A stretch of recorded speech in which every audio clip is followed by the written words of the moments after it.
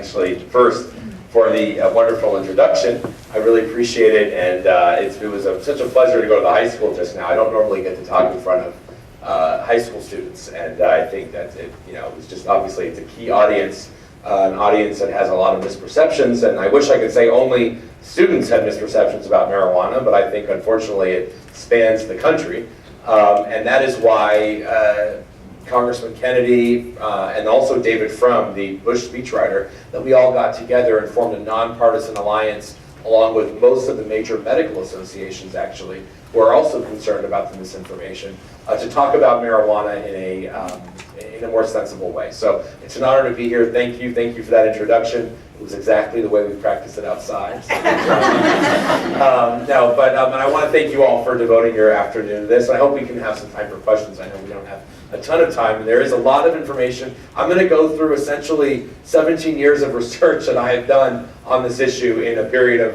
I think we have something like the total of an hour and 15, hour and a half. So I want to leave some time for questions. So I'm probably going to be speaking rather quickly. Everything you can, let's see if this works here, yes. Everything that I'm going to be saying is in my book that just came out a few months ago called Reefer, Sanity, 7 Great Myths About Marijuana. And the reason I titled it this is because I don't think we should have reefer madness on this issue either. I mean, I really don't think we need to really go on to the extremes. Often we're presented with 2 extremes when it comes to pot. Right? We're presented with it's a harmless herb that's come from the ground and it should just be legalized for everyone to use. Or we need to employ a police lock 'em up strategy because it's the devil's weed. And I don't subscribe to either of those 2 extremes. I think we need to get the science out. I certainly have a perspective when it comes to legalization, and I'll tell you why as we go forward. I just want to first draw to your attention trends in drug use in terms of the number of people using, and why we're talking about marijuana today is that it's by far the most commonly used illicit drug. Now, and it's on the bottom if you can't see it from there, here. Now, what's interesting is though, when you compare it with our legal drugs, and I think this is very interesting, for every marijuana user, there are 4 tobacco users and 6 to 7 drinkers. So our legal drugs are obviously used a lot more often. They're more normalized and prevalent. I actually find this number astounding, 26.7% of Americans that still smoke. I mean, I don't even know where you can smoke these days without being bothered by somebody. I mean, really, not even your own home. You'll probably be kicked out by your spouse. It's just, but still, we have a legacy in this country of tobacco, and that's shown with 1/4 of Americans that are still using it. For all the talk of marijuana and why we need to free marijuana and the people using, it's also surprising, I think, to people when they see it's about 7, that could be a low number, you could say 9% of Americans that regularly use it. I think it's a lot lower than what people perceive, given all the hype around the issue right now. And of course, alcohol. If you look at alcohol's cultural history, not just in the U.S., but in all of the West, alcohol has been a regular part of our culture since before the Old Testament. Regular part of our culture. It's something that's why alcohol prohibition, in my opinion, one of the reasons it was reversed was just we had already made the decision that it should be accepted 5,000 years ago. It's hard to turn back on that. What I worry with marijuana is that if we go down this path of normalization, it's going to be something that will be irreversible if we legalize it. Just like today, no one could even imagine a serious proposal to prohibit cigarettes, even though there's such a stigma against smoking today. With all that stigma, to say we're going to prohibit cigarettes for everybody would even be a stretch. And we're not close to having that stigma for marijuana or alcohol right now, in my opinion. So let's get to the very first myth here. This issue that, how many of you have heard that marijuana is non-addictive? Yeah, okay, be honest, okay. Yeah, about half the group. And that is, unfortunately, one of the things that is often said, that it's harmless and non-addictive. Well, the good news is that science has progressed a lot since reefer madness, and also since the 60s and 70s. We know now that marijuana is addictive for about 1 out of every 6 kids that try it. Now, you may think, well, that's not, it's like I was talking to students, they're like, 1 out of 6? Like, that sounds pretty good. All my odds then are pretty good that I won't be addicted. But then I asked them, I didn't get to ask them the specific question today, but my follow-up to that usually is, well, would you drink and drive? And the answer is, well, no, never.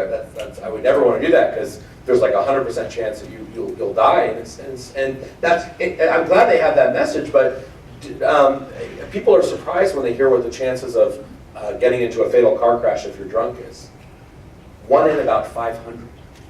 And now that we would never say that, well, people should take their chances on that. That would never be responsible policy. Well, I would then say with that perspective, 1 out of 6 is kind of a high number, especially when you consider how many adolescents use. Now, if you're an adult, you don't start using until your brain is fully developed, the chances go down. They're about 1 in 10 or 1 in 11. And that's because we now know that your brain is essentially under construction until about age 28.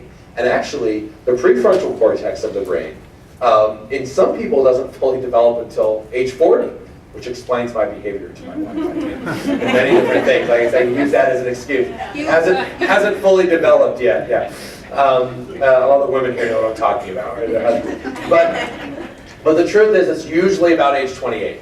So if your brain is under construction, that means that anything that affects your brain or anything that you learn has the ability to stick with you the rest of your life. That's essentially what this means when we say that kids are more susceptible to anything. It's why you teach a kid to swim, right, at age 4, not 40.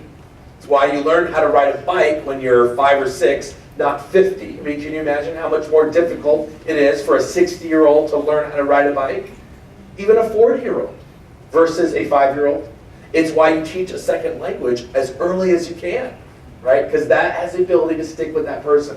Drugs are the same thing, including, of course, alcohol and tobacco. And those are drugs, of course. So those drugs that enter that child's body and brain have the potential to essentially hijack the brain, is what I would call it, because that's what it is. It's really it's taking over parts of the brain and telling, lighting up certain parts of the brain that are telling you that you want something, even when you know you shouldn't have it. It keeps telling you that you want it. And so that, I think, is one of the top concerns with marijuana today, is the effects that it can have on young people. And we see that today in our treatment system. By far, marijuana after alcohol is the #1 reason why adults are in treatment. And for kids, marijuana beats alcohol and all other drugs combined as the #1 reason kids are receiving drug treatment today. Now, compared to other drugs, a lot of people say, well, it's not as addictive as this, so therefore it's okay. And that is there's many different terms for that fallacy, but it is a fallacy to essentially say that something is okay because something else is worse. I mean, it's frankly actually it's very interesting. It's what I just read this recently in a book. I'm not a Cold War scholar, but the Soviets, I guess I just read, used to say this during the Cold War, that what we're doing isn't as bad. Have you seen what an American prison looked like, or how can America say this? Do they remember what slavery looked like? How dare them say that our prison gulags are wrong, or whatever. It's that sort of fallacy that unfortunately with marijuana is there today. But a lot of people say, well, marijuana is not bad because it's not as addictive as heroin, for example, 20% addiction rate, or cocaine, or tobacco. I don't think that is relevant or helpful for us at all. And actually what we know is that marijuana and alcohol are about as equally as addictive for young people. So what this means, for example, with tobacco, is it means that 1 out of every 4 kids who uses tobacco will become addicted. That's what that 24% actually means. The reason I think that a lot of parents that I talk to have a hard time understanding or even believing the science right now is because the marijuana that, for example, not that my parents ever used it, but the marijuana that my parents' generation would have used is so different from the marijuana of today. That is a huge distinction that a lot of parents don't understand. And unfortunately, a lot of parents think it's okay to introduce marijuana to their child because they think that it's a way that, at least they'll use it around me and not in a dangerous way. Yeah, as if you introduce marijuana to your 16-year-old, he's only ever going to use it with you, right? Afterwards, I don't know, parents, sometimes. It's just amazing. It's like how every parent thinks their child is above average. Think about what average means, that perhaps would be impossible. Sort of the same thing, unfortunately. I'm not a parent yet, but I'm sure when I am, I will think that my kid is above average, regardless of the science. but it's true. So the issue is it's a lot stronger than today. And when you look at the psychoactive ingredient of marijuana, what gets you high is something called THC. Now, there are over 500 chemical components in marijuana. 500. Science knows about 100 of them. We don't know about most of them, actually. What we do know is that THC is one of them. And THC is what triggers, essentially what binds to receptors in the brain, without getting too technical. That's what makes you feel high, and that's what the THC does. And THC in the 60s at 0 or 1% average, I mean, that was when, Mexican marijuana then was good. Mexican marijuana to an experienced user now is bad stuff. It's really changed. Was about 1% compared to about an average of 14% today. But if you actually go to Colorado and you're smoking 14% marijuana, you really don't know where to go, I guess, for good marijuana, because that's 14% is low there. And if you look at these edibles, these brownies and candies, which I'll talk about, or dabbing, if you've heard of dabbing, I'll talk about that later too, we're talking 90% THC that's been extracted with butane. It's amazing what the human mind is capable of to come up with ways that, it's crazy. There's no way, for example, to smoke 90% marijuana. It's physically impossible to get that amount of THC in the plant material, the flowers, to smoke it. So there are new ways, basically creating waxes, which a lot of kids are using these days, that produce a high that is totally not equivalent to a regular joint. I'll talk about that a little bit later. One of the other ingredients is CBD. How many people here have heard of something called CBD? A couple of you. So CBD is non-psychoactive. I'm going to talk about the potential medical effects of that later. What's interesting, though, about this graph is that it shows that CBD has essentially been bred out of modern marijuana that you buy on the street, that kids are getting. Why? Well, CBD actually takes the high away. It's very interesting. We've learned that high amounts of CBD, do not get you high, and even when combined with equal amounts of THC, have the effect of not getting you high as well. So if you're a street producer and dealer, why in the heck would you want to sell marijuana that has CBD in it? It sort of defeats the point. And so that makes sense that when you do the laboratory tests, CBD is not really present. And what's interesting about this is, I speak at college campuses a lot, and I have a lot of students who say, well, what about, I'm vegan and GMO and I never want to touch food that's been processed, but marijuana is natural, and so that goes along with that. You couldn't come up with a more genetically modified product, if you tried, than today's marijuana. It's the ultimate irony. The selective breeding, which essentially is genetic modification, the other additives that are used, the way that marijuana has been changed, it has been changed from the natural cannabis plant that naturally occurs, because the THC levels have been artificially increased to get that high, to get more and more of a high. And so I think we have to really understand what we're dealing with here when we talk about today's marijuana being very, very different. And so what's interesting is, as a result, I looked at the number of people using marijuana, the raw numbers, in the early 90s versus the late 2000s. The number is almost the same, actually. It sort of goes up and down, but it's not so different. But the number of people going to the emergency room is 20 times greater now than it was in the early 90s. And who knows exactly why, but a lot of scientists think it's because of the high level THC. The marijuana, even of the early 90s, is so different than the marijuana of today. We have a lot to cover, so I'm not going to cover all the science on the brain, but in terms of where it affects memory, learning, attention time, the issue of mental illness is very strong, the connection there. There are now 25 years of well-documented studies showing a direct link, even when controlling for other factors, for schizophrenia especially, but psychosis and to a lesser extent depression and anxiety. And a lot of people think, well, is it chicken before the egg issue? Is it if you have mental illness, you therefore will self-medicate with marijuana because in the short term it may make you feel better? Or is it that you're using pot and then therefore you're getting mental illness? We actually see evidence for direction in both ways. What really matters though for policy is that we just know that marijuana exacerbates the problem. That's the issue. So that's why smoking marijuana, especially for people susceptible genetically to mental illness, is a problem. I don't have to go into detail about why it's bad for your lungs. Smoking anything is bad for you, including lettuce. I mean, which is a plant. You smoke lettuce. It's not good for you. Smoking anything is bad for you. Now, what's interesting is that lung cancer, the evidence on lung cancer is mixed. There is evidence on testicular cancers and other cancers. I think it's very early to make any real projections about cancer. What though is interesting about that is, you know, we didn't know about the link for tobacco and lung cancer for a long time. And by the way, when we did know about that link, it was essentially suppressed for 50 years. I mean, it was, German scientists found out about the link in the early 1900s. And if you ask Americans when the tobacco link was, they would say, the most educated of them would say in the mid-1960s when the Surgeon General came out with a report. If you actually ask the tobacco companies, they only admitted to it in the late 90s. I mean, in the mid-90s, they were still saying it's not addictive, right? It causes cancer. And so, you know, but the evidence is mixed. We need to wait. If there was one study, though, that I wanted to highlight that I think is super important, it's the one that looks at IQ in marijuana. And what we know is that regular persistent marijuana users who are heavy users in adolescence, meaning 3 to 4 times a week for 3 to 4 years in succession, what the best studies have found is that those users, even by age 38, have a significant chance of an 8-point reduction in IQ relative to those people who hadn't used, even if they stopped using at age 21.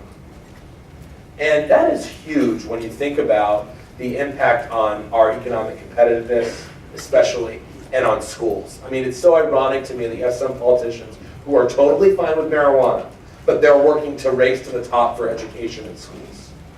That, to me, doesn't make any sense at all. And, you know, again, I have a lot of people that say, well, wait a minute, Kevin, there are a lot of smart people that smoke pot. What are you talking about? You know, the last 3 presidents have smoked marijuana. You know, a lot of people say, Steve Jobs, you know, I mean, like, brilliant genius.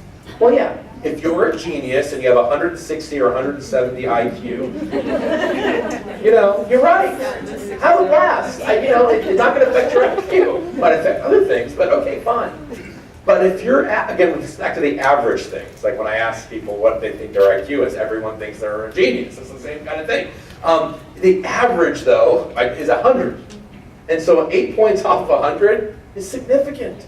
I mean, that is a lot. That is the difference. 92 and 100 on the IQ scale is the difference between the bottom third global intelligence and average.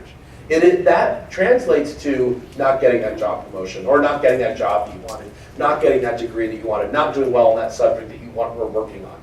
That is a real problem. And when I think about the economic problems that this country has, and the fact that the generation today going out for a job has it much worse than the generation before them in terms of economic opportunities. And I see all the other things that today's generation who are trying to get a job are bombarded with. The idea that we're going to be okay with pot, I think, is a real problem in that, especially in that environment. So I'm going to just keep going. Workplace accidents, you know, we could do a whole presentation on why businesses need to care about this and the impact on tardiness, absences, workplace accidents, etc. But we don't have time now. Let's get to the second myth of the issue of medical marijuana. Right? Smoked or eaten marijuana is medicine, is what we're always told. You know, this is the kind of issue where if I'm asked in an elevator what I do for a living and I mention drug policy, this is the first question that I'd ask. What do you think about medical marijuana? And the bottom line is, just like opium, marijuana likely has medicinal properties. But also just like opium, we don't ask you to smoke it to get those properties. It's that simple. And unfortunately, people have combined the recreational and medical together, and they need to be separated. People have also combined smoked and non-smoked together, and they need to be separated. They've also combined people with debilitating true illnesses like nausea related to cancer pain, wasting syndrome, MS, epileptic seizures, etc., with a 30-year-old guy with a little bit of back pain. And I think those things have all been mixed and meshed together. And that's why we don't have an intelligent conversation in this country about medical marijuana. And if we were here, you know, one of the other lectures I do is the history of opium versus the history of cannabis in the U.S. And the quick thing on that one, I'll just give you in a second, run off script a little bit, is that with opium, we made a clear distinction, science and society, between recreational use of opium, which we disapproved, heroin, smoking opium, etc., and the medicinal use of the properties within opium. Morphine was developed, all the analgesics, the other drugs that were developed as a result of opium, right? With cannabis, we took a totally different route. There was no interest in the medicinal side of it. It only went on the recreational counterculture side. And so we never made that clear distinction, and now that the science is saying, oh, but wait a minute, there might be actually something to this and some medicinal properties, and I don't think every single person with cancer that says this helps them is lying about it. Now we're left with, because we didn't follow that same path with opium, I think we're left with this mishmash on this issue. So we're left with the answer not being simple, actually. It's no, yes, and maybe. I mean, really. Smoked marijuana is never going to be an FDA-approved medicine, ever. You can't dose a smoked plant product. You can't standardize that dose. It's impossible. That's why none of our medications are smoked today. And none are vaporized, by the way. One was vaporized, and then they took that off the market because you still inhaled some toxic substances. But the answer is also yes, because there are pills available today, and I think there will be many, many more medications based on marijuana tomorrow available. And really the more interesting answer is maybe, which is research is ongoing. This is an exciting area of research. We shouldn't overstate, understate. We should actually go forward with it. Right now, the pill is called dronabinol. The trade name is Marinol. It essentially is a pill that is made in a laboratory to copy what THC does. In other words, when you take it, your brain thinks it's THC. It's natural THC, and it helps with it has helped with nausea and vomiting from cancer. It was actually first prescribed to AIDS patients at the height of the AIDS epidemic, when AIDS patients were dying of wasting syndrome. They were dying of really not being able to eat. Right? That's how they were one of the reasons. And actually, most of you probably know this, that there's no such thing as AIDS wasting syndrome anymore if you are on the antiretroviral therapy, which 99% of people in this country, thankfully, are on who have HIV and AIDS. So in other words, that reason for AIDS patients in the 80s is almost irrelevant now, because wasting doesn't occur if you take those antiretrovirals, which obviously is a good thing. Right now, we're scientifically developing medications. I'm the first to say that we need to improve this process. Just because I work for the government, multiple governments, it's not that I think everything they're doing is perfect. And certainly, everything our government does is not perfect. So there are many things that can be done, and we are pushing for that to happen. One of the medications that's about to come up, actually available soon in your pharmacy, it's the Biximols, but the trade name that you're going to know by is called Sativex. And what essentially Sativex is, very simply, layman's terms, is the marijuana plant grown under controlled indoor conditions, extracted from that a liquid. That liquid is then, and that plant is grown in a very specific way, I should say. It's grown to have an equal amount of THC and, remember that CBD thing I mentioned, CBD together. And it's impossible to get rid of all the other elements in it, but really trace amounts of those other hundreds of components I talked about. But mainly it's THC and CBD. If you could read this bottle, you would read you would read that THC is, anyway, you read that it's a 1-to-1 ratio of THC and CBD. And it's extracted into a liquid that's given in controlled doses in a mouth spray that you spray on your cheek. This was developed in the UK about a decade and a half ago.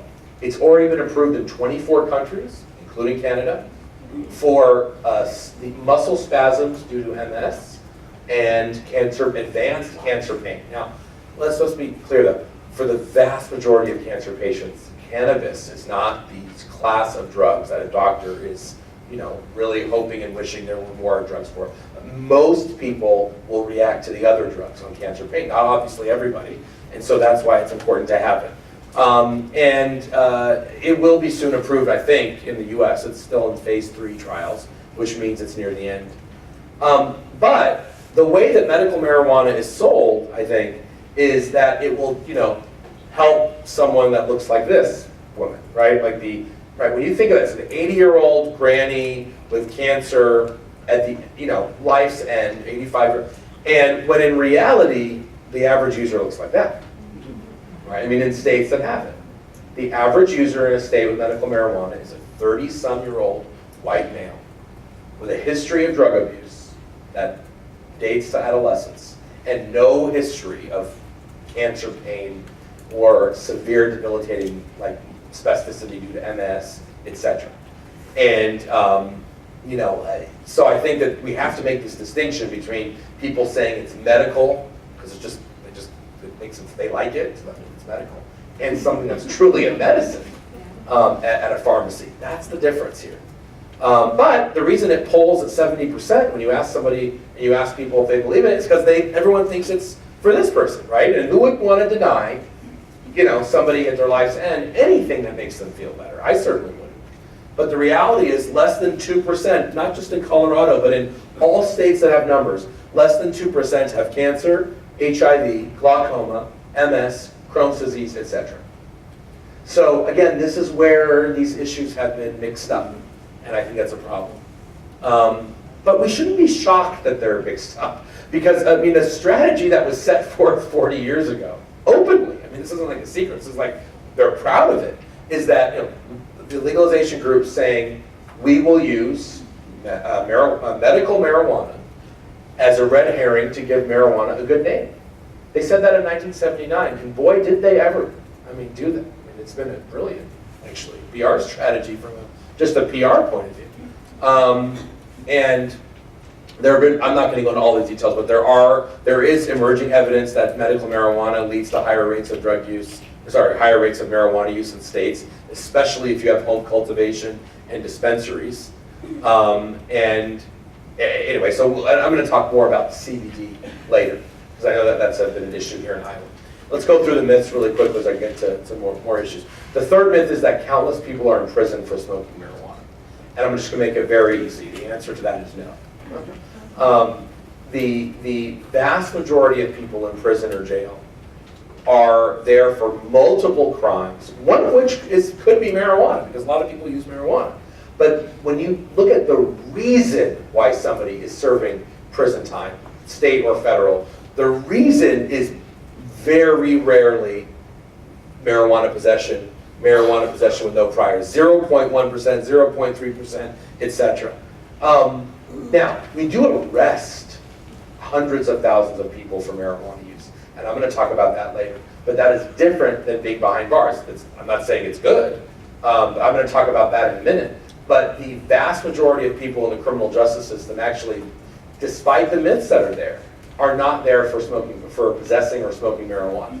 And if they do get cited for smoking marijuana, and we have law enforcement here that, please correct me if I'm wrong, if they do get arrested or cited for marijuana, it is often in conjunction with, they're driving erratically with a broken taillight, they haven't paid their registration in 3 months, they get pulled over, and yeah, there's marijuana in the car.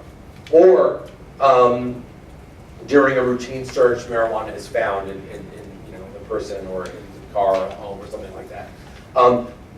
When you actually look at the number of people who use marijuana versus the number of people who are arrested or incarcerated, that ratio, it's minuscule in terms of every time that marijuana is actually used. And I'm going to talk about that in a minute. Federal prison, forget about not even marijuana, 99% of people in federal prison for drugs are there for trafficking, not for possession of any drug.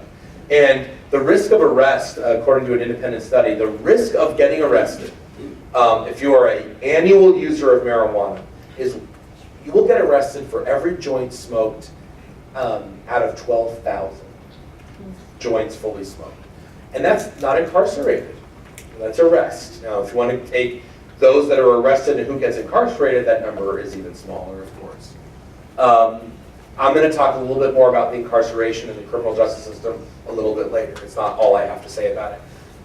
This is really the crux of what I want to talk about, this fourth myth, that the legality of alcohol and tobacco somehow strengthen the case for marijuana. I hear this a lot. I heard it today in front of the kids. A kid asked me this. Well, shouldn't we legalize marijuana because alcohol is legal? That logic to me, and unfortunately it's very prevalent. A lot of people say that, not just kids. That logic to me is like saying, shouldn't I bust my headlight because my tail light is out? Shouldn't I break my right arm because I broke my left arm? What? We don't want to copy something that's not worth copying.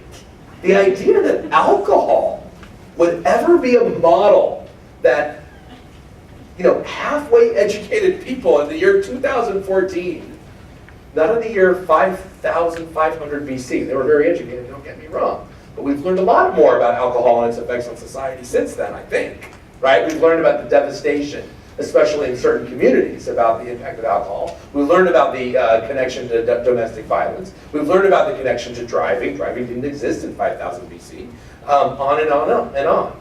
And so when I look at that, alcohol would be the last, and tobacco, by the way, and prescription drugs, those are the three classes of legal drugs, would be the last example I would use for anything. 600,000 people a year die from alcohol and tobacco. Number one cause of preventable death. Number one reason why people are incarcerated, folks, it certainly isn't marijuana, it is alcohol. It's alcohol-related offenses. It's sort of like, are we having fun yet? I mean, do we really want to add to that with marijuana? I don't understand why. And so we know that the use of alcohol and tobacco, first of all, are much higher than marijuana. Okay, I don't think we want to emulate that. More importantly, these are industries that promote addiction and target kids, at least in the United States, where we are known, world-renowned for Madison Avenue advertising, commercializing, promoting, and making money off of a lot of different things. I mean, think about the major companies in the world and the advertising machines. They derive from the U.S., most of them. Now, if we were living, I talk about a lot, I'm in academic circles, and we have these cute little academic roundtables of 20 really smart people in Washington, D.C., and we argue and debate about, well, what if we did it like this, and what if we did it like that? And I'm kind of the wet blanket on the group, because, listen, if we were in Liechtenstein or something, or we were somewhere that didn't have the history that we do of advertising and promotion, we were somewhere that didn't have a First Amendment that essentially protects free speech, because commercial speech is free speech according to the Supreme Court, then maybe we could have a rational conversation about what a nice, neat, tidy legalization of marijuana scheme might look like. But we don't have that, and we don't have that history. Our history with legalized substances is not good, folks. I mean, we have a history of a industry in tobacco and alcohol that essentially thrives off of addiction. And let's look at alcohol for a second. When I see beer ads that say enjoy responsibly on the bottom of them, we do know that the vast majority of people who drink do so responsibly. That's true. But we also know that the small minority of drinkers that really should not be drinking, right, that drink very irresponsibly, that cause crimes, that are violence, etc. It's about 20% of all drinkers. Those 20% consume 90% of the volume of alcohol in this country. So that means that 8 out of 10 Americans consume 1 out of 10 bottles of alcohol amongst themselves. And that 2 out of 10 share 9 bottles amongst themselves. And when I see that, that's how addictive industries work. And so addictive industries, their only incentive, their only way to make money is to keep that addiction going. Keep that going. Because if they have everybody enjoying responsibly like their ad says in little font, they're not going to make any money. How would you make money in that environment? Those people are not the ones that you're profiting from. If you go to Atlantic City and Las Vegas and you play $100 blackjack once a year on your birthday, are you going to get that penthouse suite for free? No. But the guy next to you that's betting his life savings on the roulette table, I guarantee he's getting that penthouse suite for free. There's a reason. These are industries that live off of addiction and therefore have to promote it. And we're not going back with alcohol and tobacco. That's written in stone, in my opinion. And we can help things along the way. You've done a lot here in underage drinking. That's good. You should do that. We have curbed drunk driving. Especially when we raise the age limit of driving of alcohol. Remember, a lot of people think that's a joke, but raising 18 to 21 has saved about 50,000 lives since that happened. So I mean, that's also a good thing. Making it more restrictive has been good. But we're not going back to prohibition of alcohol and tobacco. But then why would we, though, want to mimic the mistake, I think, of legalization onto marijuana? And when you look at taxes, for example, taxes for alcohol are a fifth of what they were than during the Korean War, when you adjust for inflation. And that's because, again, these industries want to keep their prices low. And the tobacco industry they hate that their taxes are so high right now, but that was their only option after we found out that they were lying to the American people for 80 years. So that was the deal that was cut. No, really, I mean, it literally was, you lied to us for 80 years. You've caused like 50 million preventable deaths, over the last 100 years. And you really are bad and should go home and should not, you should be prohibited. And the negotiated settlement was, well, no. How about we write you a check for $20 billion? You tax us whatever you want. We'll stop advertising more or less, and we'll get rid of vending machines. That was a deal that was struck, and we're living with that today. But I just don't know why we would want to repeat any of that for marijuana. I think maybe this has stopped working, so let's see. I'm not sure. That's okay. Let's see here. Because there's no keyboard. Really? So, Great. let's see. Oh, there's a keyboard. Okay. Let me do that. Let's see here. Yeah, so maybe you could just go to the next slide. Press enter. Okay. Let's start here. Okay, so what I worry about really is this.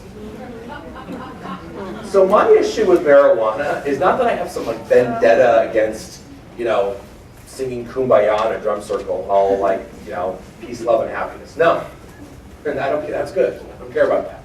My issue with marijuana is this. Essentially creating the next tobacco industry of our time. And that's what the path we're on, folks. That really is the path we're going on. Now, I think we can stop that.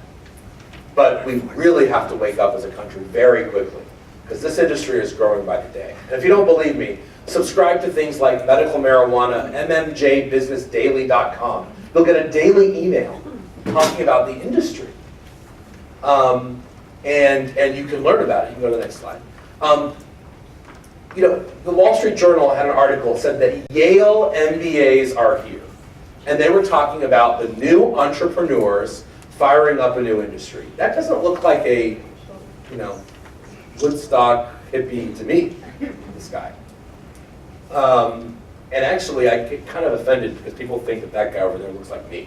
But anyway, that's the problem, actually. The fact that they look like me is a problem because they're professionalizing. They've turned in the hemp t-shirts for the suits.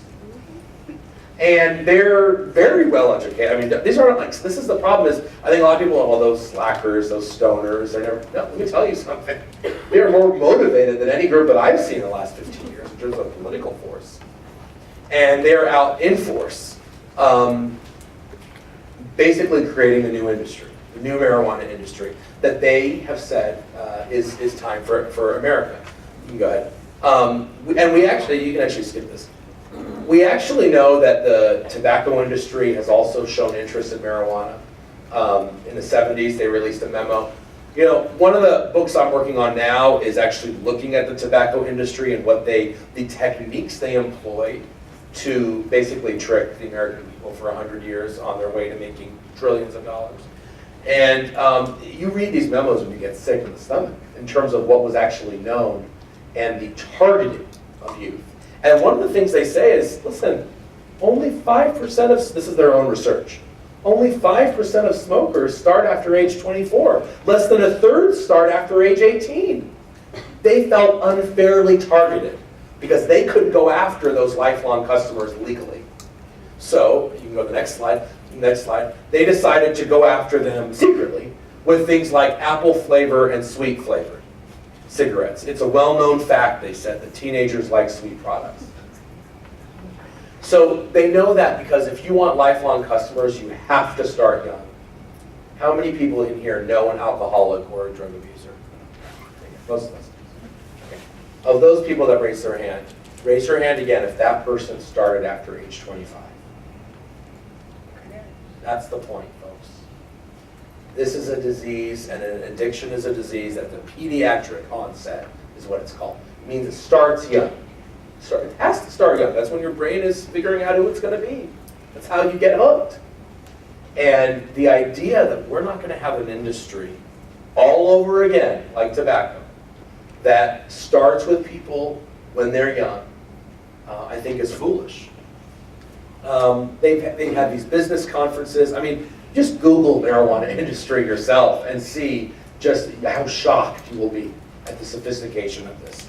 And so my question is, will big marijuana, which is, by the way, I did not come up with that name.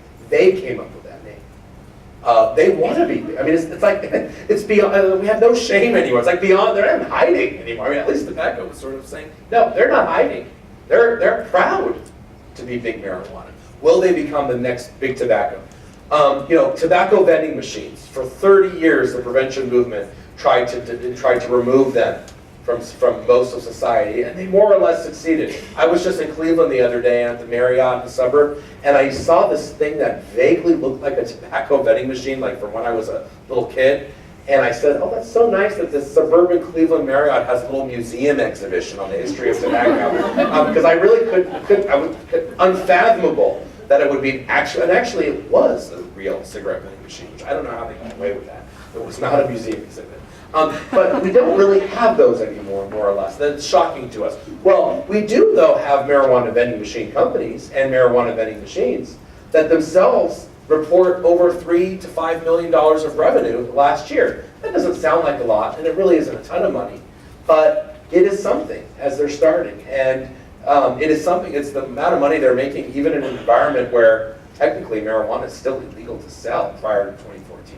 And yet they're somehow making money off these vending machines. Billboards.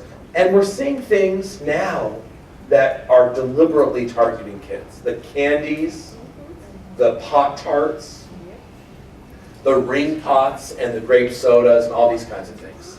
The taffy. And, I don't know about you, but I unfortunately have known a lot of people, some people with cancer, and it's horrible. I don't think that some person dying of cancer is really the one that is going to want the marijuana monkey head on grape soda. Because these are supposed to be medical. This is medical. These were manufactured under medical. This is not recreational. Recreational, I mean, yes, it does that too. But and what's so interesting about this is when I showed this slide today to the students, and this, I saw their faces kind of, they were laughing, and their faces lit up. And of course their faces lit up, because if we could have had a brain scan on each of them as they were, you would see the lights on the parts of the brain that would be lit up by fluorescent colors, that would be lit up by cartoon characters, that would be lit up by familiar looking snacks that they have positive associations with. And they light up much more than they light up most of you. Not saying that you're not young, most of you are, and your brains haven't been fully developed because you're all under 40. But your brains aren't going to be as lit up as those kids. And this is it's like scientific marketing. There is a science to this. Of course there is. And this is what's happening now. And so this is what I worry about how this is targeting kids. I'm going very slowly, so we should probably keep going. You can go to the next slide. This issue of solving the government's budgetary problems. You can keep going. I will just say, keep going. That we know from alcohol and tobacco that for every dollar in tax revenue that we get, it costs us 10 in lost social costs.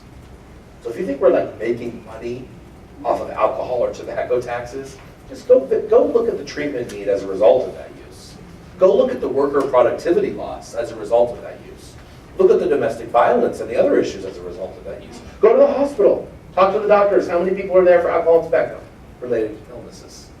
And you will see that we are not making any money. It's not a reason to do it is not to make money. And I don't think we're going to be making money off of marijuana either. I have some early numbers from Colorado that actually prove that point, but go ahead. I'm actually going to skip this myth entirely. It's this issue of Europe. And if you have a question about Europe, we can talk about it. The reason, you can keep going all the way, the reason Europe is less and less relevant than it used to be, you can keep going, is that, we can leave it there, is that what we're doing in Colorado and Washington, folks, is leaps and bounds more open and lax than what Europe has ever done. I mean, actually, the Netherlands has never even fully legalized marijuana the way we have. They sort of tolerate its use in a few coffee shops in a couple cities. That's very different than what Colorado and Washington are doing. And if you have more questions about Europe or other countries, I'll be happy to ask them, but I don't think I just frankly don't think this is relevant anymore. So I'm going to put on more of a strategic hat. Those were the 7 myths, or 6 myths. The 7th myth was about how people say prevention and treatment don't work. And this is an audience that knows what they do, so I'm not going to talk about that in detail. What are we facing today? What's new? Well, first is this growing inevitability narrative. And you all know what I'm talking about, right? You all probably know a lot of people that are very smart, sensible, nice people. They probably don't even use drugs. And they even think that this legalization thing is here to stay. It's inevitable. Iowa's going to get it soon, right? You hear that. I see a lot of people nodding. You hear from people that, or in yourself, you might be thinking, I mean, a lot of people do. My dad, I have to, try to convince him otherwise. I mean, it's my dad who hears what I have to say a lot. Even thinks, well, it's going to be really tough to beat, Kevin. It's really going fast. And what are you going to do? I think that's really our biggest enemy, is thinking that we've already lost. And because I don't think that this is inevitable. I actually happen to think that as a few states try it, we will learn that we don't want to go down this path, and things will quickly reverse. Already, since Colorado started selling, the very surprising people that are very influential in Washington and op-ed pages and think tanks who have never talked about marijuana. I mean, drugs was forget about 3rd-tier issue, it was like a 20th-tier issue compared to other domestic problems.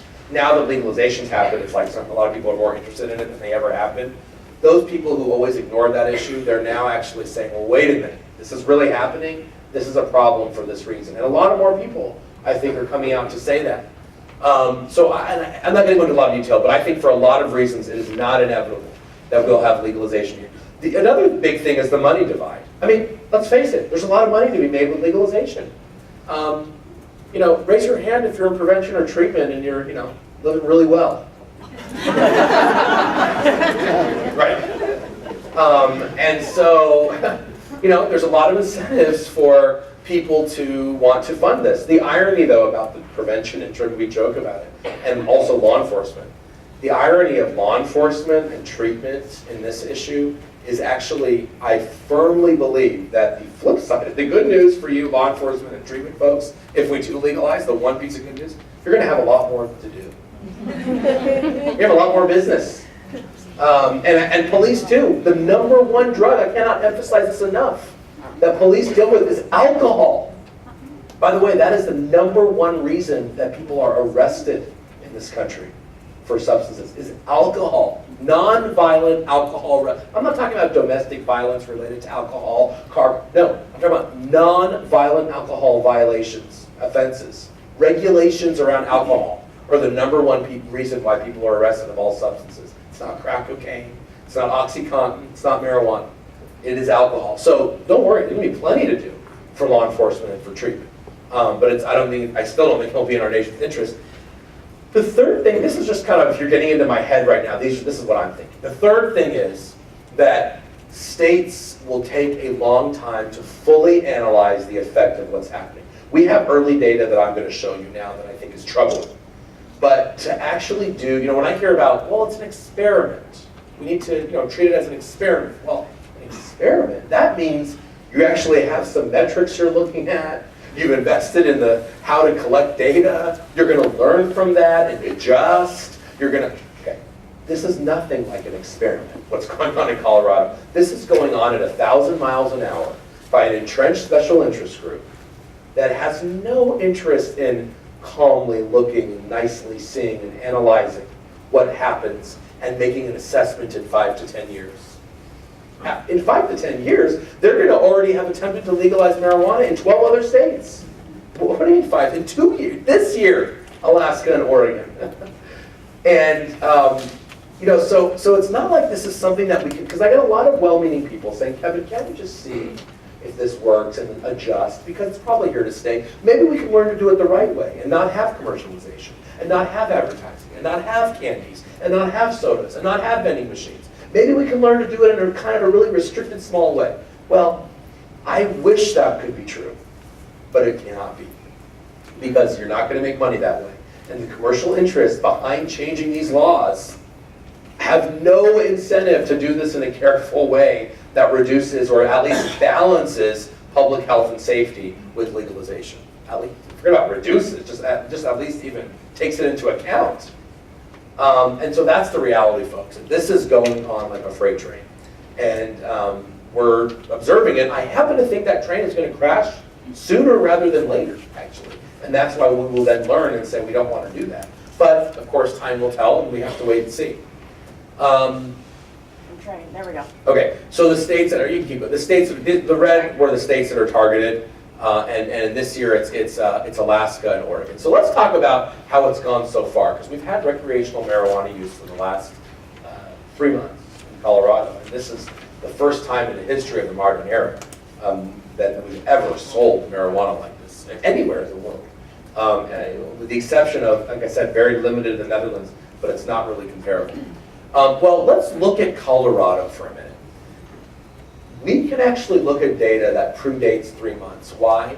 Because Colorado did not just legalize overnight. It wasn't just illegal war on drugs, everyone went to jail, and then we voted it in and we legalized it. Absolutely not. This has been a very long process. They passed medical marijuana in 2001. And by the way, this is usually the playbook. So in Iowa, it's the same playbook that they're using. It's just they haven't done it yet. Passing medical marijuana first. Nothing really happens. They legalize on a city level that's symbolic. It doesn't really mean much. A couple years later, what happens is people start realizing, you know what? I know we told you we were going to do it responsibly and we weren't going to have stores, but we're kind of over that now. We can make some money from this. So, and this is what, by the way, has happened in multiple states. So at first, there's nothing. And then a couple years later, the stores start coming up, the point of sales, the dispensaries. And all of a sudden, in a very short time period, 08 to 09, in Colorado, 700 stores emerged. And in Denver, there were and are more stores than Starbucks coffees and McDonald's. In fact, 3.5% of all Colorado adults have a medical marijuana card. And actually the numbers went from something like, 500 to 108,000 people had cards. When I first heard that statistics, folks, I was shocked because I didn't think that there was such a, fourth stage breast cancer epidemic among 31-year-old white males. Because those are the average of the 31-year-old white male from 500 to over 108,000. Okay. Then, after $3 million of advertising that essentially centered around two messages. Pot is safer than beer. And drug dealers don't ID. Because if we could only get it in places that ID, like alcohol, kids wouldn't touch the stuff. Right? We all know how that's worked with alcohol in terms of drug dealers don't ID. But anyway, it worked. That worked. $3 million in messages versus something like 500,000. Very, in my opinion, sorry to say, poorly spent among the no side. And a massive get out the vote effort by legalization groups so that young people would come out and vote. So that happened in 2012. And between basically a year went by, end of 12 to early 14, all of 2013 went by, where they fiddled around with what are the regulations going to be and what should we do and how can we do it right and whatever. And those regulations were shaped by the medical marijuana industry, mainly. And they had some, we'll do questions at the end. Yeah. Oh. Sorry, go ahead. Well, no, I just wondered, it's if 700 stores Yeah. open, and what happened to the dealers? Yeah, good question. Well, the dealers were thriving. Very good question. The black market was still there. I mean, that was the thing, is we get rid of the black market. Well, if you had a pulse in Colorado, you could buy legal marijuana under the guise of medicine, and yet the black market was still there. I'll talk about the black market now under recreational in a few slides. Basically, the bottom line is, I'm not going to go into all this data, but what we know from the period of before this to after, this 2008 was critical, because that's when that's when de facto legalization started. even though it was medical, and even though it wasn't supposed to start for 2014. But essentially, 2008 is key. So we have data from there. That's been 6 years. We actually know that, for example, in the US, the past month prevalence of marijuana among adults has been flat almost in that period, whereas we see a significant rise in Denver. By the way, and we focus on Denver more than all of Colorado, although sometimes we talk about all of Colorado, because a lot of cities have actually banned these stores. In fact, dozens of them have said, no, we don't want this. So this has been centered around a few cities like Denver and Boulder and some other places. And it's important when you look at the data then, because if you were only ever look at Colorado, you get a mix of the places with stores and without stores. We want to look at the effect of actually sales. And if you want to look at the effect of sales, you got to look at where the sales are. And they are in Denver. Colorado, this is a good example of this. Colorado now has the 5th highest marijuana use in the nation. But if you looked at Denver alone, and you treated Denver like a state, it would be #1. That's because that's where the stores are. Drug-related referrals for high school students testing positive for marijuana increased over 150%. 3/4 of kids in treatment in Denver, in a treatment center, about 180 kids or something like that, 150, said that they got their marijuana from someone else's medical marijuana. So the regulated, controlled system for people with cancer, not really working too well. Spilling out very easily to young people. I don't want to linger so much on this. Car crashes went from 800 to 600. That's good news. But wait a minute, car crashes with people high on pot went from 20 to 55. So, you know, that was the one area where you saw that. I'm going to keep going, but basically, I'm in Iowa. It's important to mention this. We have facts showing that a lot of Colorado marijuana spilled out of Colorado and made its way here. And this was supposed to be controlled and regulated, remember, but it wasn't really the case. I'm going to keep going on this. If you just tested the level of THC in kids in treatment, the levels have gone up significantly, which means that the kinds of ways that they're consuming marijuana is more dangerous than before. So for example, dabbing, this has got low res on the screen, but essentially this person is I'm showing you what it's like with the blowtorch and the butane hash oil combustion of 90% THC. So we're seeing the increases in THC as a result. Childhood exposures, there were none before '09. No kid under 5 was going to the hospital with an exposure of marijuana. That became 14 post, and now many more since legalization. That's only in the peer-reviewed literature from a year ago. What does that mean? It means that a 5-year-old sees a marijuana cookie and doesn't know if it's real or not. I mean, wouldn't think it's a marijuana cookie. It looks like a real cookie. Ingests it and goes to the hospital. Hospital admissions for marijuana significantly increasing during that time. Postal packages intercepted. So packages leaving. Wait a minute. This is 2013. This is only half the year.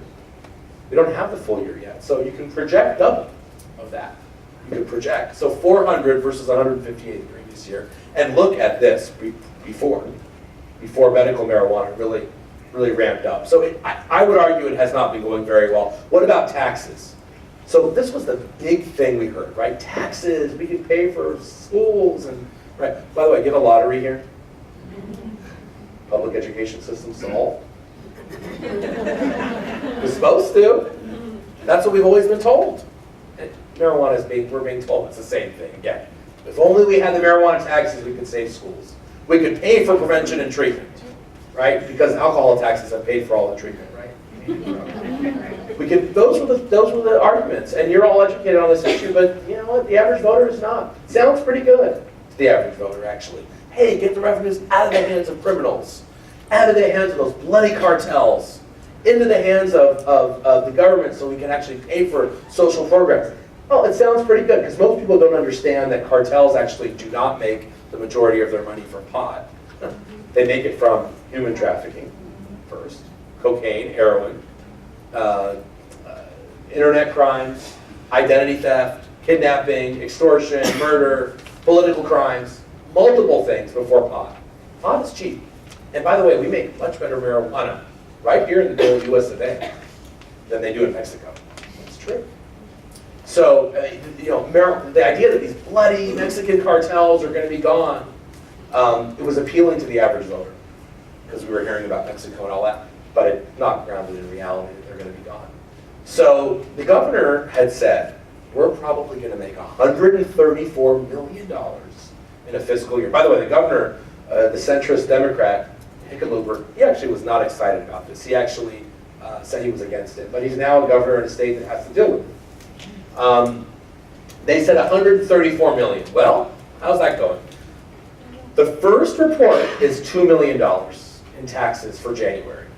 That means that if you were supposed to make 134 million a year, that's about 10 to 12 million a month. We're at least 80% short of that number at 2 million. Now we'll see, again, that's only 1 month, okay, we'll see.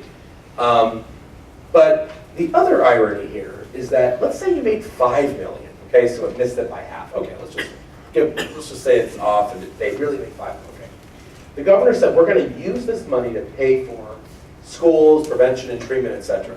In my mind, that is like saying, I am gonna jump in front of the car so that I can get run over, and then I'll be able to sue the driver for my hospital damages. Wait a minute, why would you do that? Why would you run in front of a car just so you could sue the driver to pay for your hospital bills? I sort of feel like that's what we're saying, because the governor is saying we're going to pay for the treatment that's needed. We're going to pay for the public prevention that's needed because of this law. It doesn't really make much sense to me. By the way, when asked in a recent survey, 10% of non-using youth said they would use under legalization. So we have to look at that number, that's early. And we're now seeing the headlines come out almost every week in Colorado in terms of ingesting edibles, treated at hospital. Colorado pot trade is smoking Nebraska panhandle budgets.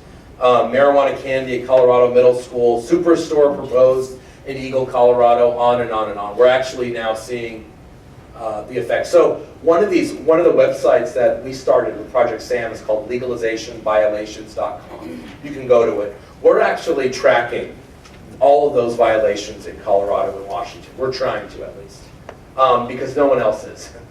Our Justice Department has said, and I used to work for this administration, has said, we're going to track this closely. We haven't seen it yet. And so we have started already to start tracking. So if you ever need stories or numbers or whatever, you can go to those.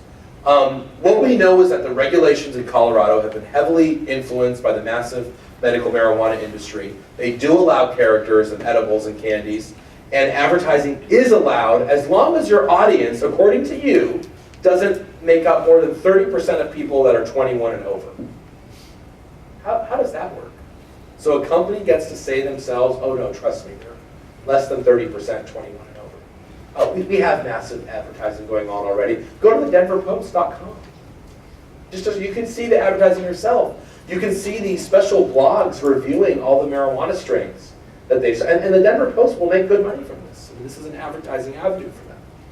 I want to finish up so we can take questions. This is 20 minutes of flipping through the major magazine in Denver, the coupons. You can look at some of these prices. $99 an ounce. There's been a massive price drop of marijuana in Colorado. Washington has not started yet. I already talked about alcohol versus marijuana. Let's talk about CBD and then I want to finish. We know there's a component in marijuana that does not get you high. We talked about that, called CBD. We have what scientists would call preclinical data and anecdotes. Of course, anecdote is not data, but it's stories, okay? That it can help people, especially children, that have chronic seizures that do not respond to traditional medication. That, in other words, a small percentage of all children with intractable epilepsy, okay, who have very rare conditions, Dravet, fires, etc. It has been shown, and if you saw the Sanjay Gupta special, I'm not going to get into that right now, but it has been shown that there is an oil sold by some people in Colorado, and now copied all over the country, that essentially has a lot of CBD in it. It's essentially supposed to be purified CBD, low levels of THC. And a lot of folks say, well, we should just, that should be legal now. We should just allow that to happen. And I guess what I would say about it, and what I've been saying, is that the question is not whether we should give this to these children, because I think we should. And I think that, you know, if you're a parent at your wit's end, you've tried everything else, and CBD oil seems to be helpful, there should be a way for you to do that. The question is not if. The question is, how do we do that? How do we do that? One of the things we're advocating for, which have already started, are expanded research programs. What does that mean? It means an investigational new drug application, that's an official name, is submitted by a doctor in a state to the FDA. The FDA then quickly approves that, and there's a purified substance made by that company I told you about earlier in England, who does this professionally, called Epidiolex. And that Epidiolex, is what it's called, is given to doctors to then give to those parents. To me, that makes a lot more sense than what some states are trying to do, which is essentially saying, well, we'll legalize any CBD. Just good luck getting in, and we'll legalize it for you.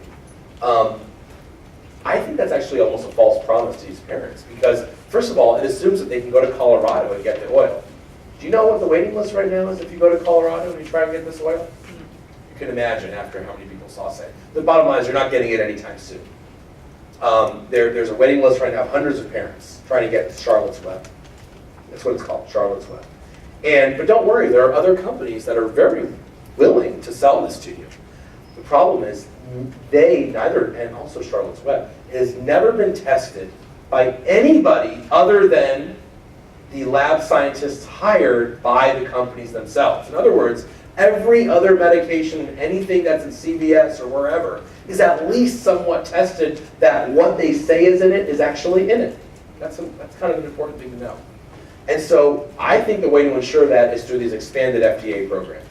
My understanding is that there's a doctor in Iowa that's already applied for one. I don't know what the latest is. I know there's a fact sheet that the governor's Office on Drug Control put out, which is one of the best fact sheets on the issue that I've seen around the country. It goes into painstaking detail on this issue, but in a way that I think average people can understand. I think it's great. They should be commended for that. But that is the right, nobody's trying to prevent parents from getting something to help their helpless children. And that's ridiculous. We don't want to prevent that at all. But we want to do it the right way. And actually, there's a big debate in the legalization community because a lot of them are not happy about these CBD bills because they feel like it's way too limiting. Well, yeah, it's supposed to be limited. It's not supposed to be de facto legalization. It's not supposed to be 700 stores, more than Starbucks, in your state capital. It is supposed to be limited to those who really need it. And I think if you write a bill that limits it, that expands an IND program through the FDA, I think to me that makes more sense. At the end of the day, though, I don't begrudge anybody or any parent from going to Colorado, from going to the internet, from going to California, from going wherever, and getting whatever might help them. And that includes cannabis products and non-cannabis products. But when we're formulating public policy, when I'm asked my policy opinion, and where Patrick Kennedy and the Public Health Association stands, and where the AMA and other groups stand, we stand to try and create a sustainable program to get this to parents. And a sustainable program, not one that is reliant on the whims of a couple of people in Colorado, but a sustainable program that you can actually know what's in the product is something that we need. So that's sort of, I guess, the way that I talk about this. I want to end there, not only because the mouse stopped, but because, yeah, it's okay, this is the fourth one. But because I think we're running out of time, and I want to leave 15 minutes for questions. So I guess one thing I do want to show, just to end this, it's fine, is, no, it's okay. So we started Project SAM. I'm not going to go into detail about what we're trying to do, but essentially we're trying to have a more rational conversation about marijuana. We are trying to raise the alarm bells about the potential of commercial marijuana, while at the same time trying to increase research on the potential medical components found in marijuana. And by the way, let's not pretend that legalization is only about marijuana. If you look at the groups, many of the groups behind legalizing marijuana, and I'm not going to get into that detail right now in terms of who they are, but if you look at them, you will see that they are the ones also most of them, trying to legalize all drugs. It doesn't just stop at marijuana. So in 30 years, we're going to be having a town hall discussion about legalizing another drugs. We have to remember that. These are some of the things I want people to remember. I mean, can you tell the difference between either of these products just by looking at them? Of course you can't. And neither can your kids. That's the problem. That is the issue with these edible products. Let's also remember history. 1964, we still had ads that said more doctors smoke Camels than any other cigarette. We laugh at them now, but they were mainstream. This was despite the AMA saying, whoa, wait a minute, it's a serious health issue.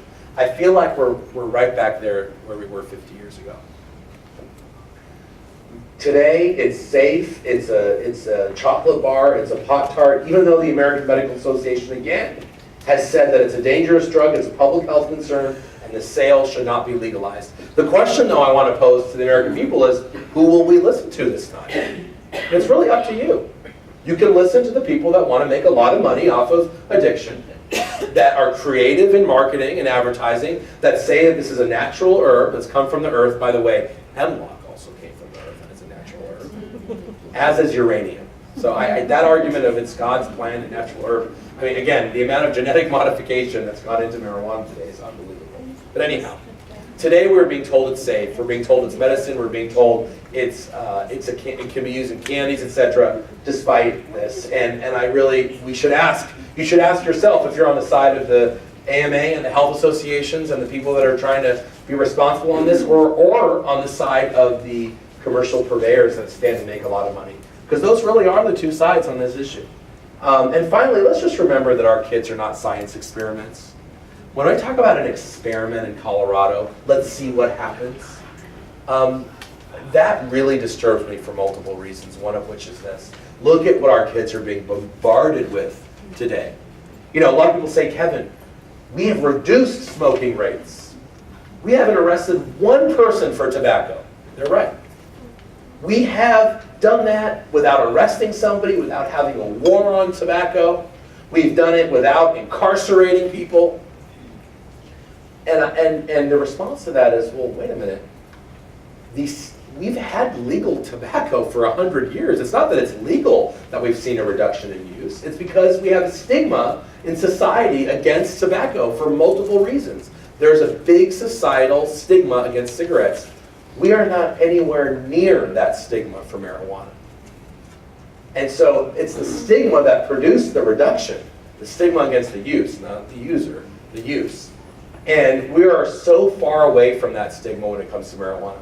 The final thing I do want to say that I didn't touch on are, I am not saying that everything relating to the war on drugs or incarceration is something that we should be fine with. We shouldn't be fine with it. I think we actually need to reform some laws. I'm against many of the mandatory minimums that are out there. I think it's embarrassing that we have such a high rate of incarceration in this country. So let's not forget that.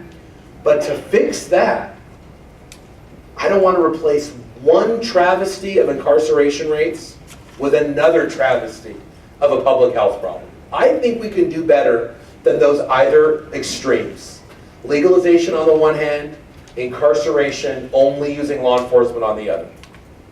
I think we can do much better, because if I'm concerned about the social inequalities in this country, and I'm concerned about the disproportionate arrests of minorities in the criminal justice system, which I am concerned about, I then will look also at the disproportionate impact of our legal drugs on those communities. What do I mean? Well, in this country, in the inner city, in communities of color, there are 8 times as many liquor stores, please correct me if I'm wrong, than there are in upper class white communities. Now, why is that? Because if you're upper class, you should have the money to spend on the liquor. Well, no, that would make sense. Why would it be in poorer communities? It doesn't actually make sense when you first, if you lay it out like that. Well, wait a minute, it does make sense. Because those communities, the communities of color, the disadvantaged communities, they frankly don't have the resources to write the $50,000 check to the Betty Ford Treatment Center if something goes wrong. They can't hire the $100,000 lawyer if something goes wrong. They can't. So the alcohol industry and the liquor industry knows, let's make sure we invest in these places versus having a grocery store there or a good school. And when I travel, and someone asked me, one question today was, how much do you travel? And I had to embarrassingly admit upwards of 250,000 miles a year. When I said that, and they said, well, what cities have you gone? One of the things that I notice in every city I go to, whether it's, I'm going to Detroit tomorrow, and then I'm going to a suburb north of Detroit, is that, and also all across the country in the inner cities, is that unfortunately, a lot of those disadvantaged communities have things in common. They all do with each other. Every corner has a Chinese takeout and liquor store and a church. I don't see grocery stores as often. I don't see schools, at least modern schools. I don't see colleges or vocational. I don't see places of economic opportunity. And the idea that another industry that's addictive is not going to go ahead and just do and copy the playbook, not only from tobacco but also alcohol, is something we would be foolish about to think that that would be the case. So I am concerned about the impact of the war on drugs on minority populations. But let's fix those wrongs. I don't want to incarcerate low-level marijuana users. I don't want to saddle them with an arrest record that'll hurt their chances of getting a job or going to school.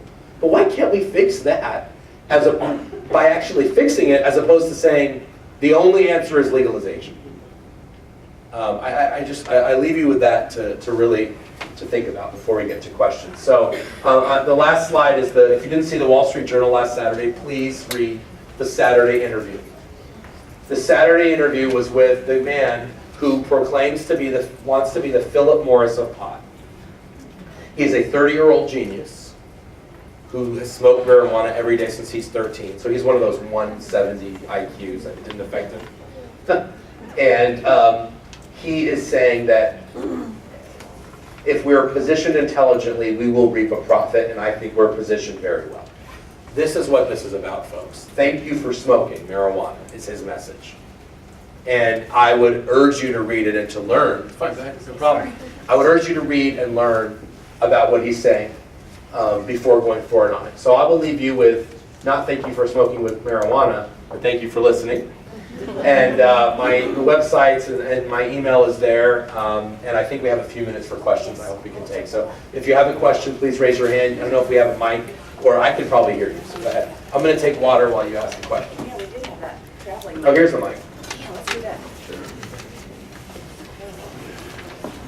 Oh, I saw your hand first.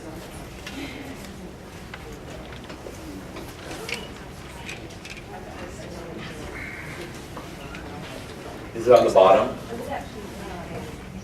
Or hold the button?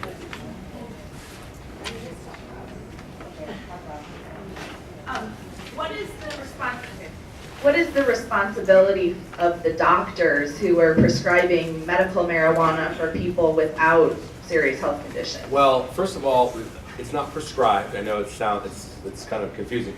Yeah, it's recommended. You can't prescribe something that doesn't exist as a prescription.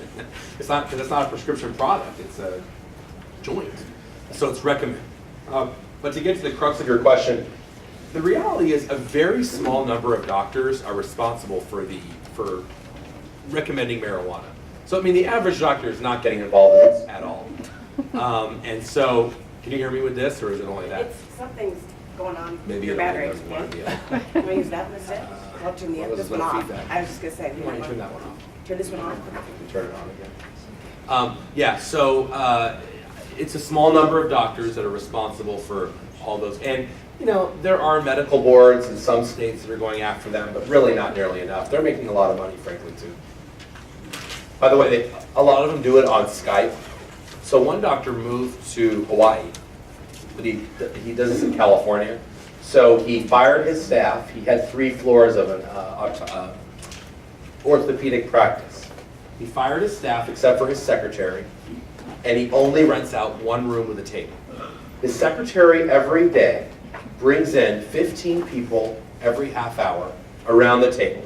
They go around with a webcam, Skype with him, and he asks them, you know, what's wrong with you? And they say, my back hurts. I mean, in California, it's anything. My back hurts, I have pain here, I have pain there. And he gets $250 per person cash as he goes around that. I mean, I think we're all in the wrong business. This is like, That is So that's, it's a, you can make a lot of money. The mic's down. That one is, you want to do this one instead? Sure. Why don't we ask? Go ahead. Stand up a second. So the drug that you're talking about for the children, does that have like complete reverse side effects of marijuana? I wouldn't say necessarily reverse. I have not thought. No, it was on.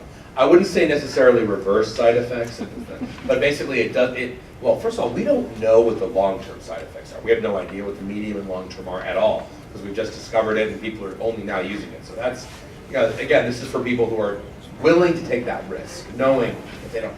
But basically, it seemed, and it makes sense to me that it would reduce seizures because that medication I talked about earlier, Sativex, that's already approved in 24 countries, that also helps MS patients with muscle spasticity, which is similar. So it appears that the CBD is what's doing that. So in terms of negative side effects, I don't know of any. Again, it's a brand new area. So you have to be okay with the risk. Yes? What about the pharmacist? I mean, you talk about the doctor getting the oil, but the doctor doesn't do anything with securing medicine or... You gotta repeat the Well, question. so the question was, what are pharmacists' role? Pharmacists' role in medical marijuana rolled out across the country is zero, because it's not a pharmaceutical medication. You don't need a pharmacy, you need a pot shop. You need to, have anyone been to Venice Beach, California recently? I mean, yeah, well, she doesn't want to admit it. That's what you need. You need a storefront in a busy area with a lot of traffic, and preferably a really good looking girl in a bikini on Venice Beach with a sign that says, get your doctor's recommendation here, and your pot here. So it's not, unfortunately, pharmacists have nothing to do with it. But they should. Why is this the one medication? Let's just say for a minute that smoking marijuana is a medication, even a joint, we've just decided that that's okay and you can smoke it. Well, why would we create a totally separate system and not have it in the same system as everything else? I don't know. Yeah. Go ahead. At a recent town hall meeting we had in our community, there was a gentleman that said because the legalization of marijuana in Iowa, it hasn't happened, therefore they have reduced researchability on such as the Sure, CBD. I Is understand. that true? Yeah. So the issue is about research with an illegal drug. Well, first of all, it doesn't matter what your state law is with research, because research is a federal issue. So if Iowa legalized, it doesn't, or Colorado, it's not like they're going to have more research now in California or, in Colorado because it's legalized. The issue with research is federal. And I think it's a big myth that marijuana has not been researched. It doesn't mean that it shouldn't be researched more. I think it should be. But there are dozens of doctors today for the last 20 years that have had licenses and do study the components of marijuana, not only for the negative aspects, but for potential medical use. And there are actually dozens of active studies looking into marijuana and looking at its potential medical use. Again, is that enough? Probably not. I think we should do more research. Frankly, what is the source of major research in this country for medicines? Is it the government? Absolutely not. It's the pharmaceutical companies, right? They're the ones that they're putting $3 billion, $4 billion, and most pharmaceutical companies have not been interested in studying cannabis. Maybe because it's illegal. I don't know. But the point is, I think we can incentivize research, even if it's illegal. We should be able to do the research, and we are. There are these medications coming, and I think we need to have more. Any other questions? Well, what I was thinking, is how many medications come from the opiates, and opiates are, illegal. So I don't understand how come the pharmaceuticals are doing such a big deal because it's not legalized marijuana when other opiates are not legalized. That's true. And they're still Yeah, that's true. making Heroin and opium medication. is illegal, but we're still able to study it and make medications. So that's a very good point. Why would people have to wait for Yeah. that oil when they have, once you get it in surgery, the first thing that they put you is, to sleep and Well, that question is more of, why don't opiates work why can't we use opiates instead of cannabis because we use them for pain? The opiates, No. that wasn't the question? No, Okay, no, sorry. no, the thing is that why I don't Why under- study the opiates and stuff like that, What- not marijuana? long time ago, if we have research, that is helping in so many other countries, this Right. oil is helping Yes. these kids, Sure. isn't for me understandable why, if we had since years ago, opiates medication that has been, Right. used for for so many people, I don't understand why this oil should be here like years ago. Well, the reason the oil isn't here years ago is because we actually, even the people that discovered the oil, that's only been a few years. So we're still, the point is, this is what the point I said earlier, is we're still learning. We're sort of where we were with opium in the 1940s, is where we are with cannabis now. We're still learning about all the effects, and so the oil was just found out a couple of years ago, really. But people for many years individually have been saying, I feel relief when I use marijuana. And so that's why there have been years of study. That's why we've had a pill for 30 years. We've had a marijuana pill, that THC pill, Marinol, for over 30 years. The question is, now scientists are realizing, wait a minute, there's a lot more than THC we should care about. We need to look at CBD. We need to look at many other things, THCA, all sorts of other things that scientists are just kind of uncovering around the world. Really? It's an exciting area of research. On the other hand, for people that need something now, it's not a perfect system. I get that. It's for me, I'm sorry, but it's hard to believe that this is the first time, like, so recently, that we have been doing this kind of research. I think that, It is. my It goodness, is because we only discovered the THC receptor in the brain. We only ever even knew it was relevant to study THC, which is one of 500 components, 40, 50 years ago. And that's just one component. So you can imagine how much longer for the other components we came to realize, hey, maybe this has medical potential. Yeah, I know. Well, it's because I'm not doing my lecture on the history, but if the history was very different, marijuana was not associated with any kind of potential medical use up until really the 60s, although there were occasional, like Dr. O'Shaughnessy in Britain in 1880, but it wasn't a mainstream movement like the opiates were. Where is the medical marijuana coming from that are in the dispensaries? How do you squash that? I mean, it's being grown by different producers, right? That's so it's like sort of quasi-legal still. And it's being grown outdoors, it's been growing indoors. They claim to have different strains, which maybe they do, but they've never been independently tested. So. I will take one more if we have any. If not, you've been a great audience. Thank you so much for having me this afternoon.